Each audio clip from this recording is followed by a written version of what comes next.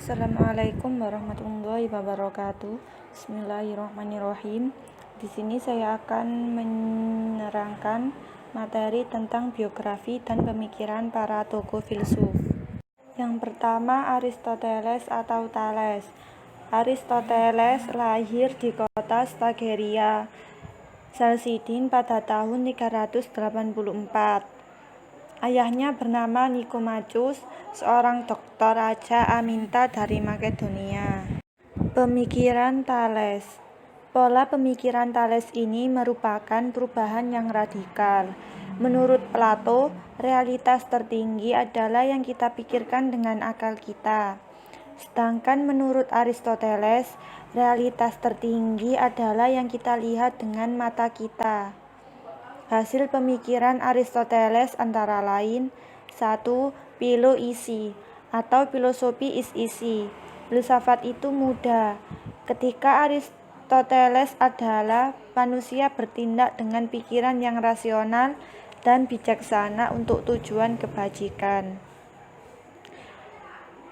2. Filosofis, filsafat dan bisnis. Penerapan filsafat dalam praktek bisnis.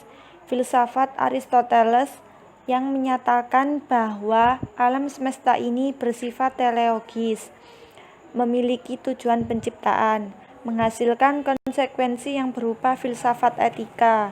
Filsafat etika yang diajukannya adalah manusia yang bertindak sebagai dengan pikiran secara rasional dan bijaksana dengan tujuan kebajikan. Yang kedua yaitu tokoh Anaximandros. Biografi Anaximandros. Menurut Apollodorus, orang penulis Yunani kuno, Anaximandros tahun 610 atau 564 telah berumur 63 tahun. Pada saat Olimpiade ke-58 yang dilaksanakan pada tahun 547 atau 546. Oleh karena itu, diperkirakan Anaximandros lahir pada tahun 610. Kemudian disebutkan pula Anaximandros meninggal tak lama setelah Olimpiade tersebut usai, sehingga diperkirakan meninggal pada tahun 546. Selanjutnya, pemikiran Anaximandros. Salah satu pemikiran Anaximandros adalah to apeiron, tahu sebagai prinsip dasar segala sesuatu. To apeiron berasal dari bahasa Yunani, yaitu a berarti tidak dan eras berarti batas. Ia merupakan suatu prinsip abstrak yang menjadi prinsip dasar segala sesuatu. Ia bersifat ilahi, abadi, dan tak terubahkan, dan meliputi segala sesuatu. Dari prinsip inilah berasal segala sesuatu yang ada di dalam jagat raya sebagai unsur-unsur yang berlawanan, yang panas dan dingin, yang kering dan basah, yang malam dan terang. Kemudian kepada prinsip ini juga semua pada akhirnya akan kembali. Tokoh yang ketiga yaitu Anaximenes. Anaximenes adalah seorang filsuf dari kota Miletus, yaitu kota yang sama dengan Thales dan Anaximandros.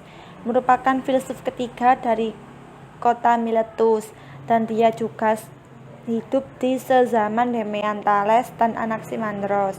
Anaximenes disebut juga sebagai penganut mazhab Miletus. Namun, tentang kapan kelahirannya masih belum jelas. Ada yang menyatakan dia lahir pada 588. Anaximenes lebih muda dari Anaximandros. Bahkan dia juga disebut sebagai teman, murid, dan pengganti dari Anaximandros. Anaximenes mulai terkenal sekitar tahun 545. Sedangkan kematiannya diperkirakan sekitar tahun 528 atau 526. Selanjutnya yaitu pemikiran Anaximenes. Salah satu pemikiran Anaximenes adalah udara sebagai prinsip dasar segala sesuatu. Pemikiran dari Anaximenes lebih cenderung berbicara tentang filsafat alam, yakni yang menjadi prinsip dasar segala sesuatu. Dia merasa ada suatu kejanggalan dan kesulitan dalam menerima filsafat dari pendahulunya. Pandangan filsafatnya tentang kejadian alam ini sama dengan gurunya. Hanya saja, ia tak dapat menerima pandangan Anaximandros tentang to apeiron. Yang metafisik adalah sebagaimana menjelaskan hubungan saling mempengaruhi antara metafisik demikian yang fisik.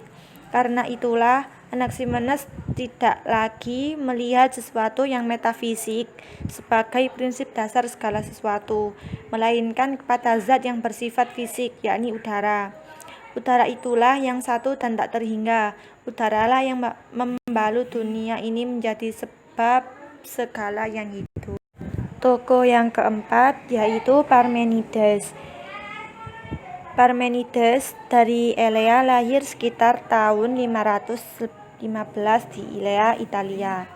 Dia meninggal pada sekitar tahun 450, namun tempat kematiannya tidak diketahui. Dia adalah seorang filsuf Yunani.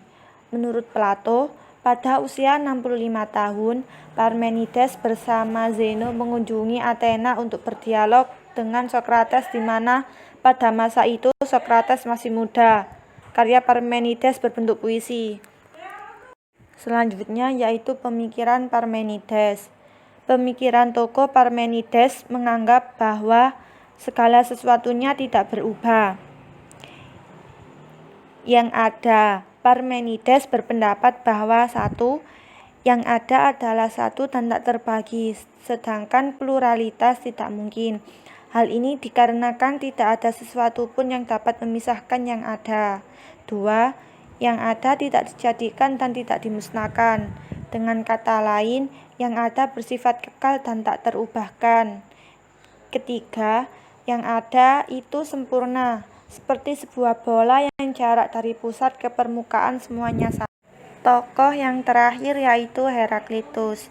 Heraklitus yang hidup pada sekitar tahun 500-an, yang hakikat ialah gerak dan perubahan dalam relativisme semakin mempunyai dasar.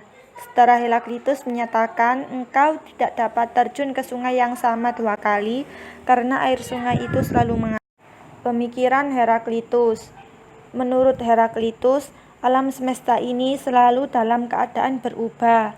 Sesuatu yang dingin berubah menjadi panas, yang panas berubah menjadi dingin.